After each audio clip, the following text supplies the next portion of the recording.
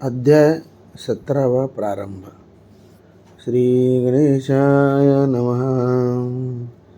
जय जयाजी महामंगला, जय जयाजी भक्तपाला, जय जयाजी तपाल नीला पतित पावन. हिरण्यकश्यपू महाक्रूर सज्जनांचा शत्रुथोर, तयांचे तो वाढून उदर मरण त्याचे साधिले. प्रल्हाद रक्षणासाठी तू जन्मलास स्तंभापुढी, रूपानुपम जगजेडी धारण दे करुण. दात जाळा भयंकर अयाळू रे मानेवर, नेत्र जीवी गदिरांगार ब्रह्मांड जाळू पाहती. त्या भयंकर रूपाची भीती नसे भक्ताची, पिले जीवी वाघिणीची अंगावर खेळती तिच्या. तुम्हा पाहून देवराया लक्ष्मी न धजे पुढे यावया, ऐशा स्थित लागला पाया. भक्त तुझा नर रेम तू भक्त वत्सल लक्ष्मीकांत, ऐसे सांगत आले संत. पुरविशी भक्त मनोरथ, नाही न त्यासी मनसी कदा. त्या आपल्या ब्रिदासी जागाता ऋषिकेशी, दासगणू लागला पायासी. अभय सुदे पांडुरंगा, गजाननाचे परमभक्त होते काही अकोल्यात. दयाची सदनाप्रत, हमेशा यावे समर्थांनी. चापडगावचे बापू कृष्ण, खटाऊ शेटाचे कुटुंब जान. गोंडूलालाचा नंदन बच्चूलाल नाम ज्याचे.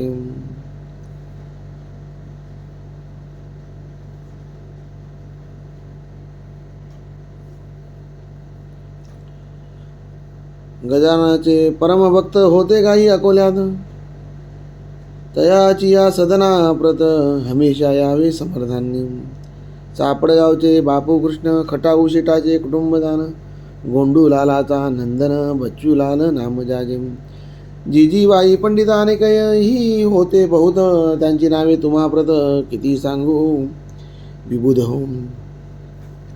एकेकाळी अकोल्यात आले गजानन स्वामी समर्थ, खटाऊच्या गिरणीत मुक्काम त्याने ठेविला. एक भक्त मलकापुरी विष्णूचा नामी निर्धारी, त्याच्या वाटले अंतरी समर्थ नावी मलकापुरा. त्याने आमंत्रणाचा वशिला भास्कराच्या द्वारे लाविला. हाच भास्कर होता झाला समाधिस्थ अडगावी. तो त्यावेळी होता जवळ, करी कारभार अंगे सकळ. विष्णुसाला होते बळ, याच भास्कर पाटलाचे. भास्कर म्हणे मलकापुरी, चला समर्था लवकरी. भक्त विष्णुसाच्या घरी बोलावण्यास आला तो. मनोरथ येथील भक्तांचे तुम्ही पुरविले असती साचे, आता मलकापुरीचे लोक वाट पाहती. तई समर्थ म्हणाले भास्करा, सध्याच मी मलकापुरा येत नाही जाण खरा. तू आग्रह करू नको, फार आग्रह करशील तरी फजित पावशील. याचा विचार करी खोल, मी न बोललो काहीतरी. दोरी सीधी दिल्या फार तान, ती मध्येच तुट तसे जाण. मी न हलणार इथून, तू या फंद्यात पडू नको. भास्कर बोले त्यावरी, काही असो मलकापुरी चला विष्णुसाचे घरी. हीच विनंती गुरुराया, मी तुमचा लाडका, मसी धक्का देऊ नका. मी भरोसा दिला देखा तुम्हा घेऊन येण्याचा. ती प्रतिज्ञा माझी पुरी तुम्ही करावी आज खरी. चला आता स्टेशनावरी गाडीत बसावया कारणे. ऐसा आग्रह करून घेऊन आला गजानन, मलकापुरा कारण न्यावयाची श्रुते ओम. भास्कराने विनवणी स्टेशन मास्तरा करुणी, 12 जणांचा डबा त्यांनी खाली करविला संतास्तव. महाराज तैसे बदले, ते न काही बोलले, जागेवरून नाही उठले गाडी सुटेपर्यंत. तो गाडी सुटण्याचा घंटा झाला अखेरीचा. डोळा चुकून भास्कराचा लीला केली ऐशारेती. जो डबा मोकळा केला तो त्यांनी सोडून दिला. योगीराज जाऊन शिरला बायकांच्या डब्यामध्ये. आधीच मूर्ती दिगंबर, स्त्रिया घाबरल्या असती फार. त्यांनी वर्दी अखेर दिली असे पोलिसाला. पोलिसांचा अधिकारी तेथे आला सत्वरी. महाराजाला धरून करी खाली उडू लागला. अरे विड्या रंगा पेरा, अक्कल कैसी तुझना जरा. बायकांच्या डब्यात खरा येऊन कैसा बसला जम. हिसडा देऊन त्याच्या हाता, तेथेच बैसले तत्वता. अधिकाऱ्याची भीती चित्ता मुळी न त्यांच्या वाटली. मग तो अधिकारी भला स्टेशन मास्तराकडे गेला. म्हणे डब्यापाशी आता चला बायकांच्या माझ्या सवे. दोघे डब्याजवळ आले. तो मास्तराने पाहिले. योगीराज बसलेले बायकांच्या डब्यात. मास्तर पोलिसाच्या अधिकाऱ्याला ऐशार्थी बोलला, तुम्ही जाऊ द्यावे याला याच डब्यात बसून. हा आहे संत थोर, चालता बोलता ईश्वर, याच्या हाते न होणार गुन्हा तो केव्हाही. ते ऐकून अधिकारी बोलता झाला ऐशापरी, मी दिली आहे तार खरी ये विषयी वरिष्ठाला. आता माझ्या हातात काही न राहिले यत्किंचित. मी वर्दी दिली तुम्हाप्रत, तुम्ही वाटेल ते करा. शिष्यमातांनी मास्तरांनी आपली टोपी काढून बहु आदर दाखवून विनंती केली, महाराजा तुम्ही खाली उतरावे, माझे एवढे ऐकावे, कायद्याचे आणावे प्रयोजन आपुल्या मानसी. महाराज उतरले खालती. पुढे खटला भरला त्यांचेवरती. कायद्याप्रमाणे निश्चिती जठार साहेबासमोर त्यांनी फिर्याद घेतली. त्याची तारीख नेमली. शेगावावरती भली चौकशीची श्रुते होम. बापूसाहेब जठार आले शेगावाच्या वर. डाक बंगल्यात झाले स्थिर करण्यात चौकशी खटल्याची. व्यंकटराव देसाई अकोल्याचे होते पायी, तेही आले त्या ठाई काही कामानिमित्त. महाराजांच्या खटल्याची गावी पुकार झाली जाची, म्हणून मंडळी शेगावची फार मिळाली बंगल्यावर. तई देसाई म्हणती, जठाराज आज कोणता खटला विशेष, तुम्हा पुढे आहे काच म्हणून मिळाले लोक हे. जठार म्हणाले, त्या दे याचे कारण तुम्हा दे, कैसे न कळले वाटते हेच मला आश्चर्य. तुमचे स्वामी गजानन नंगे प्रीती म्हणून पोलिसांनी भरून हा खटला पाठविला. त्या खटल्याची चौकशी होणार आहे आज दिवशी, म्हणून वाटते ऐसी मसी लोक हे जमले असावेत. हे एकदा भाषण व्यंकटराव झाले खिन्न, बोलते झाले कर जोडून, खटला हा न चालवावा. श्री गजानन साधूची योग्यता आहे थोरसाची, ती मूर्ती भगवंताची आहे पा प्रत्यक्ष. तो विदेही पुरुष जाणा, बंधन त्याला कशाचे ना, तो योग्यांचा अयोग्य राणा, वंदनीय अवघ्याते.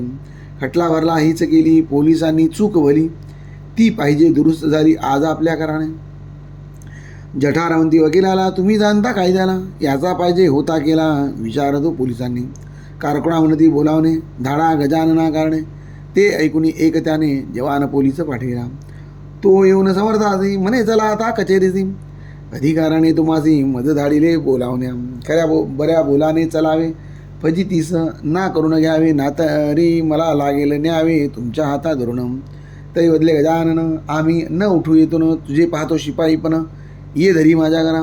शिपायाचा हात धरिला तो ना सुटे किंवा त्याला. रक्तप्रवाह बंद झाला त्या दावाच्या योगाने.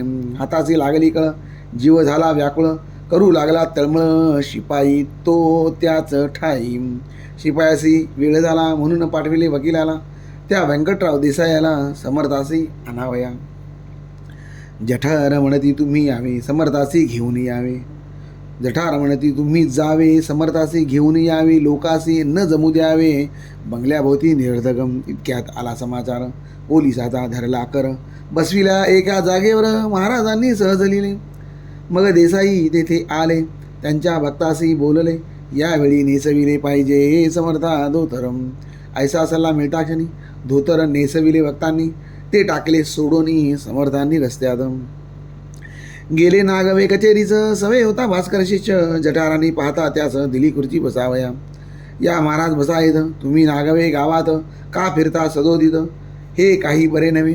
नागवे फिरणे हाच गुन्हा कायद्याने ठरविला जाना, म्हणून विनंती आपणा द्याही सोडून नंगेपण. ऐसे जठाराचे भाजन घेतले स्वामींनी ऐकून, आणि केले हास्यवदन उत्तर त्याची द्यावया. तुला काय करणे यासी, चिलीम भरावी वेगेसी, उगीच नसत्या गोष्टीची महत्त्व न यावे निरर्थकम. ते एकदा भाषण जठार गेले विरघळवण, जनरीतीचे याला भान मुळीच नाही राहिले. हा वर्षभदेव भागवतीचा, हा वर्षभदेव भागवतीचा, किंवा शुकाचार्यसाचा, किंवा वामदेवाचा हा दुसरा अवतारम. हा निजानंदी सदारथ खचित आहे जीवनमुक्त, नये लाविता याप्रत गुन्हा विचारे केव्हाही. जेवी अग्नीचा अग्निपणा, अग्नी सोडित नसे जाना, परी अग्निहोत्र्यांना कुंडात ठेवणे भाग त्यासी. अग्निदेव म्हणून ठेविल्या कुंडा वाचून, तो करील दग्ध सदन, हा दोष त्याचा नसे. तैसे यांचे नागवेपण आहे अग्नीचे समान, म्हणून यांचा शिष्यगण आहे अपराधी हे विषयी. वस्त्ररूपी कुंडाठाई जरी हा ठेविला असता पाही, तरी हरकत नव्हती काही, सर्वास सुखद होते ते. ऐसा विचार पूर्ण केला जठारांनी चित्ती भला आणि हुकूम फरमाविला त्यांनी पुढीलप्रमाणे. महाराज मूळचे जीवन मुक्त, त्या ठेवणे व्यवस्थित. भास्कराचे काम सत्य होते न ते केले त्यांनी. म्हणून मी भास्कराला 5 रुपये दंड केला. ऐसा खटल्याचा निकाल झाला. जठारांपुढे शेगावी. समर्थ म्हणाले भास्करासी, पुन्हा ऐशा आग्रहासी करशील का सांग मशी, निज फजिती करून घ्यायाम. भास्कर काही न बोलला, मौन धरून राहिला. तेथून मंडळींनी केला अशा प्रकारे विचारम. समर्थासी अग्निरथी, न बसवा येथून कल्पांती. विनाकारण कटकटी होती ते काही बरे नव्हे. हा क्रम कित्येक दिवस चालला असे शेगावास. भक्त बैलांच्या गाडीस बसवू लागले महाराजा. या रती अकोल्यासी आले एकदा पुण्यराशी. बापू रावाच्या सदनासी जाऊन या उतरले. याच वेळी यवन जातीचा साधू मैतावशा नावाचा होता कुरुम गाविसाचा, मूर्तिजापुरा सन्निधम. त्याने बापू रावाप्रती सांगितले होते ऐशारदी, जेव्हा समर्थ अकोल्यास येती तेव्हा आम्हा कळवावे. अकोल्यात आल्यावर श्री गजानन साधूवर बापूरावाने सत्वर मनुष्य धाडीला कुरुमासी. तो ऐशारती घडून आले, मैताबशा येण्या निघाले. अकोल्यास या भले समर्थासी भेटावया. अकोल्याचा अनुभव, अकोल्याचा मनुष्य मध्ये भेटला रस्त्यास. जो आला होता न्यावयास मैताबशा कारणे. तो मनुष्य भेटता क्षणी की पुसू लागले मुदरवचनी त्या मनुष्या लागुनी. मैताबशा श्रोते होम, तू न जावे कुर्माला, बैस आमच्या गाडीला. आपण जाऊ स्टेशनाला, मीच आहे मैताबशा. पहा संत आल्याचे वर्तमान कळले व संता लागून. कोणी न सांगता जाण त्रिकालज्ञ ते खरोखरी. मैताबशाच्या संघाते 2-4 यवन होते. अवघे घेऊनी सदनाते उतरले बापू रावाच्या. दुसरे दिवशी प्रातकाळा मैताबशा होता जेथे बसला. महाराज आले तयासळा, निजलिले करुण. मैताबशाचे धरुण केस समर्थांनी ताडिले. त्या ताडण्याचा उद्देश हाच होता विबुध. यवन जातीत जन्मून काही न केला उपयोग जाण. यवनाचे अर्धांडपण नाही अजून गेले रे. त्या अर्धांडपणाने तत्वाघात होईल जाणे. मृत्यूलोकीचे अवघे प्राणी चिंताग्रस्त होतील. तुझे मैताब आहे नाम, त्याची काय आठवण ठेव. द्वेषरूपी तमा भाव तुझ्या पुढे मिळू नये. हा द्वेषरूपी अंधार वाढत चालला वरचेवर, याची नाही तुला खबर, म्हणून तुझला ताडिले. ऐसा मिळता इशारा मैताबशा तोषला खरा. साधू तर साधूच्या अंतरा जाणता ती निसंशय. जेव्हा मैताबशा ते ताडिले, तै संगतीचे यवन भले कावरे बोरे होते झाले. तो प्रकार पाहून मैताबशा बोलला त्यासी, तुम्ही न राहावे आम्हापासी, जावे करून निघून कुरुमासी, हेच आहे उत्तम. शेकडू शिवाय जाणं गेले चौघे निघून. तो द्यावयासी आमंत्रण बच्चूलाल पातला. म्हणे उद्या दयागना यावे तुम्ही भोजना. या दासाची या सदना हीच आहे विनंती. दुसरे दिवशी तांग्यात बसवून समर्था प्रथम मोठ्या थाटांनी मिरवीत निज सदना नेले. परी समर्थ तांग्याखाली उतरले नाहीत मुळी. तेने मंडळी चिंतावली, म्हणे का न उतरती हे. तसाच तांगा नेला परतम बापूरावाच्या सदना प्रथम. मंडळी पडली घोटाळ्यात, समर्थे ऐसे का केले. काल आमंत्रण घेतले, आज तांग्याखाली न उतरले. याचे कारण शोधित झाले आपापल्या बुद्धीने. त्यात होता एक धूर्त. तो बोलला अवघ्याप्रत, मला समजले इंगित या गोष्टीचे ये वेळा. मैताबशाला वगळिले म्हणून महाराज नाही उतरले. भोजनाचे का न केले मैताबशाला आमंत्रण.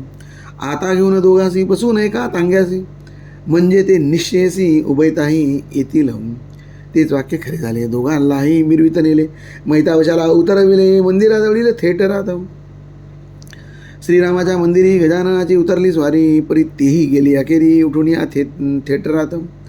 अवघ्यांची झाली भोजने. मग मैताबशा लोकासमने, मला तुम्ही तिकीट देणे पंजाबचे काढून. ताई शेखकडू बोलला त्या मैताबशा फकीराना, तुम्ही कुरुमाच्या मशिदीला टाकून कैसे जाता. ती मशीद बांधून पंजाबासी जावे आपण, काम अर्धे टाकून जाणे उचित नसे तुम्हा. मैताब शेख कडूशी बोलता झाला प्रेमेसी. आग्रह धरू नका मसी ये वेळी निरर्थक. गजाननाचा हुकूम झाला मजसी पंजाबात जाण्याला. आता एक क्षणही याचळा मी न राहू शके हो. समर्थाच्या कृपेकरुणा मशिदीचे काम पूर्ण होईल माझे हे वचन सत्य तुम्ही मानावे. धर्माविषयी द्वैत संता ठाई नसते सत्य ते अवघ्या धर्माप्रत समसमान मानिती. खोळे देऊन मशिदीची तुम्ही नका वाढवू साची ती वाढता दोघाची आहे हानी होणार. सामान देऊळ मशिदीचे एकची आहे साचे आकाराने भिन्नत्व त्याचे मानून भांडू नये हो. यवन तेवढा खुदाचा आणि हिंदू काय भूताचा पोक्त विचार करा याचा मनुष्यपण टिकवावया तरीच होईल कल्याण. हिंदू आणि मुसलमान हे एकाच देवापासून निर्माण असती जाहले. धर्मबापा ज्याचा त्यांनी प्रिय मानावा प्राणाहुनी परी विधर्माच्या ठिकाणी आलोट प्रेम धरावे. हे न झाले जोवरी सौख्य लांब तोवरी जा मशीद होईल पुरी गजाननाच्या कृपेने. महितावशा निघून गेले पुन्हा न इकडे परत आले. या गोष्टीचे पाहिजे केले मनन हिंदू यवनांनी. पहा महितावशाला जरी ताडीते झाली साक्षात्कारी परी द्वेष नव्हता अंतरी प्रेम आलोट होते हो. शहालागी घेतल्याविना भोजना न गेला योगीराणा हे मुद्दे मनी आणा या गोष्टीचे श्रोते हो. असो या बापूरावाची कांता एक होती जाती तिला भानामतीची बाधा होती उधम. मळवट यावा घटके माझी कंठी दात घटके माझी वस्ताप्रत अग्नी तो लागावा. बिब्याच्या पाठीवर फुले यावे अपरंपार कधी दांडीवरील चिर जळून जावे हे अकस्मात. या भानामतीच्या त्रासानी ती बापूरावाची कामिनी क्षीण गेली होऊनी अन्न पाणी न रुचे तिला. भानामती काढण्याला बापूरावे जाणत्याला आणले बाहून अकोल्याला वरी न झाला उपयोग. खर्चही झाला हातोनात गुण न आला किंचित. अखेर त्याने जोडिले हात श्री गजानन स्वामीला. महाराज माझ्या कुटुंबाला भानामतीचा त्रास झाला केले नाना उपायाला आता मात्र कंटाळलो. तुझी पावले माझ्या घरा आज लागली गुरुवरा तेथेच का आसरा भानामतीचं मिळावा.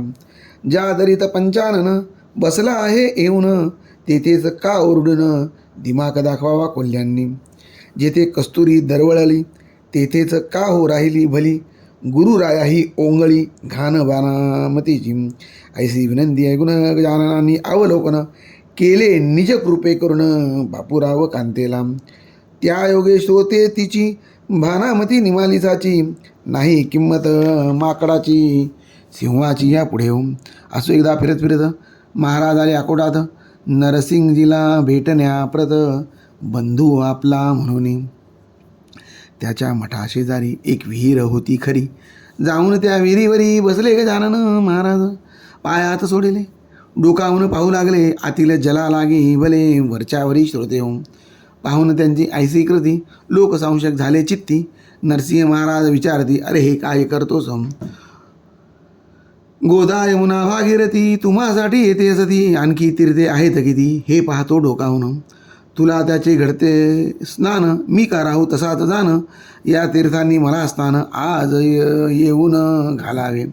त्यांनी स्नान घातल्या विना मी न इथून हाले जाना. आयशा ऐकून भाषणा कैक म्हणाले या रीती खरोखरी हा आहे पिसा शेगाव नादी लागला कैसा जरा थांबा इथेच बसा काय करी हा पाहू पुढे. तो विहिरीतील जलाप्रथम उठल्या अगणित श्रोते एका निमिषात विहीर भरली पाण्याने. हजारी कारंजाच्या परी गजानाच्या अंगावरी वर्षू लागले पहा वारी त्या विहिरीचे ते धवा. लोका म्हणती गजानन या रे स्नाना लावून नाही उरले प्रयोजन विहिरी माझी उतरण्याचे.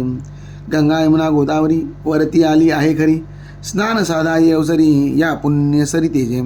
भाविकांनी केले स्नान निंदकांनी खाली मान घातली तो पाहून प्रकार त्या पाण्याचा. संत जे जे आणती मनी ते पूर्वी चक्रपाणी त्यांच्या वाणी लागुनी असत्यता न दे परमात्मा. स्नान होता समर्थ उठले पाणी पहिल्या परी झाले विहिरीच्या त्या तळास गेले उकळ्या बंद झाल्या.